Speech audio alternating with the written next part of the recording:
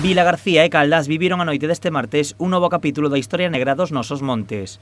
Con medo, tensión, pero sobre todo con moita loita, a veciñanza destes concellos, xunto cos equipos de emerxencias, enfrentáronse ao lume do monte de Xiabre durante toda a noite. Moi asustados, nerviosos todos, a chorar e impotentes, porque ti sabes o que é verte con 4 mangueiras en semejante cantidad de fuego tan alta. Era imposible, é que nos vimos completamente acorralados. Tuvemos que botar man das nosas cousas, de ter preparado por si viño incendios para as casas, porque estaba moi preto delas. E bueno, podíamos toda a noite sin dormir, sin pegar ollo. Toda a noite despertos, toda a noite con mangueiras, os veciños, aí atrás, alá adiante, todos temos as casas, as naves, as fincas, sabes, todo pegados aos montes. Toda a noite en vela, porque viven nesa casa, imagínense, miren o volume. Ustedes imagínense, é como meus pais, todos os veciños de alrededor.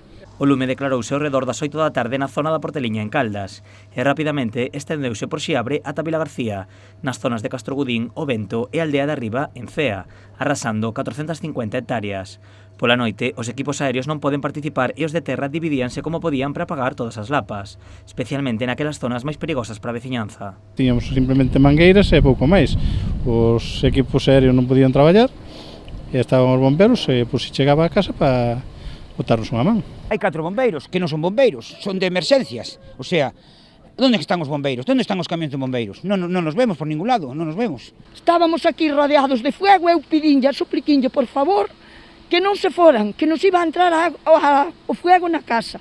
E el contestoume, señor, eu entendo-a perfectamente, pero nós recibimos órdenes e témonos que ir. Os veciños denuncian que os montes non están protexidos como debían e sinalan que os principais problemas son a falta de prevención e o mal cuidado dos terreos por parte dos donos das parcelas. Todo propietario teñen as fincas sin coidar, todos os propietarios. As únicas fincas que están coidadas son as casas das casas, das propias casas. Pero eu que digo, cos veciños que pagamos os impuestos, que debíamos de estar un pouco máis atendidos. Porque se non é a colaboración de todos os veciños que nos veñen a botar a man, vai a casa do meu fillo, a de miña irmán e vai todo este barrio. É triste. Din que hai máis lumes, de acordo, hai máis lumes. Pero que temporada de lumes? Habrá que ter medios. Ou solo se gastan nas guerras? Solo nas guerras. Guerra esta é unha guerra, aquí en España, directo. O lume conseguiu controlarse ao redor do mediodía deste venres tras máis de 20 horas de loita. Aínda así, os equipos de emerxencias manteñen a situación de alerta 2 como precaución para evitar que se reavive.